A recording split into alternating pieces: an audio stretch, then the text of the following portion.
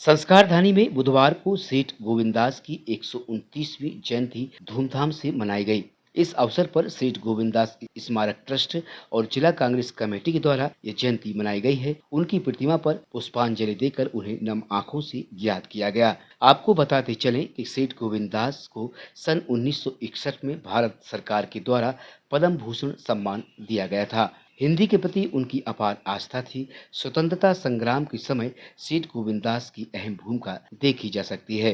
हालांकि सेठ गोविंदास के ऊपर एक लघु फिल्म भी बनाई गई है, जिसका प्रदर्शन किया जा रहा है। मेरी मदर है सर, कुमारी जी है इस साइड, जिन्हें सम्मान से हम सभी भाई बहन कक्का साहब हैं, जिनके जीवन के विषय में संघर्ष और स्वतंत्रता आंदोलन से जुड़ी अनेक जानकारियां मन में इतनी श्रद्धा हो जाती है वो जब सोचते हैं। गोविंदास जी का 129वां जन्मोत्सव है। इस अवसर पर सेठ गोविंदास स्मारक समिति, जिला कांग्रेस कमेटी और उसके सारे अनुषांगिक संगठनों ने मिलके उनका 129वां जन्मदिवस मनाया। पुष्पांजलि अर्पित करने के लिए मध्य प्रदेश विधानसभा में कांग्रेस के नेता प्रतिपक्ष उमंग सिंगार भी उपस्थित हुए।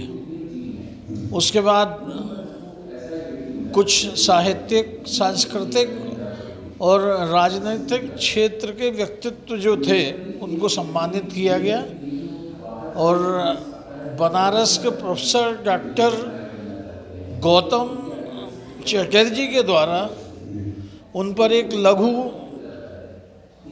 फिल्म बनाई गई है। उसका प्रदर्शन अभी चल रहा है। इसके बाद आज का कार्यक्रम समाप्त होगा। सेठ गोविंदास जी के चरणों में हम सब अपनी विनम्र श्रद्धांजलि अर्पित करते हैं। हम गौरवशाली हैं कि हमने एक ऐसे शहर में जन्म लिया है जो हिंदी के गांधी गोविंदास जी के नाम से जाना जाता है। हिंदी और साहित्य के लिए उन्हें 1961 में जो पद्म विभूषण मिला था, भारत सरकार का सबसे बड़ा सम्मान, हिंदी के समर्थन ने उन्हें उसको वापस कर दिया था। यदि हम कहें कि आधुनिक जबलपुर का निर्माता है यह परिवार, उसमें अतिशयोक्ति नहीं होगी। चाहे हाई कोर्ट वाली बिल्डिंग हो, चाहे खंडारी का जलाशय हो, एल्गिन हॉस्पिटल हो, राजा गोकुलदास ये धर्मशाला हो, ये सब इसी परिवार की ही देन है।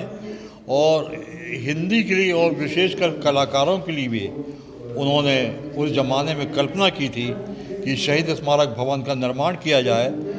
और उस ज़माने का हिंदुस्तान का पहला मंच है ये, जो रिवॉल्विंग स्टेज था।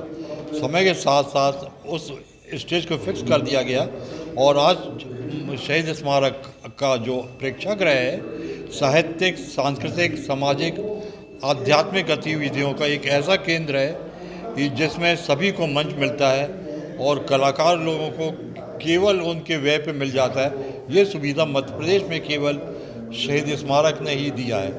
मैं गोविंदास जी के बहुत निकट रहा हूँ। जब कॉलेज में पढ़ता रहा 1971 में उन्होंने मेरी पुस्तक निगम की जादू दुनिया का विमोचन किया था और मुझे गर्व है कि उस समय वो एक ही कॉफ़ी हाउस था, करमचंद चौक वाला, वहाँ उस पुस्तक का विमोचन करने आए थे। और गुजरात के राज्यपाल श्री नारायण बजाज जी भी उस समय मौजूद थे। और चूँकि हिंदी की पहली पुस्तक थी, उसको राष्ट्रीय स्तर पे काफ़ी प्रमुखता से स्थान भी मिला उस समाचार को।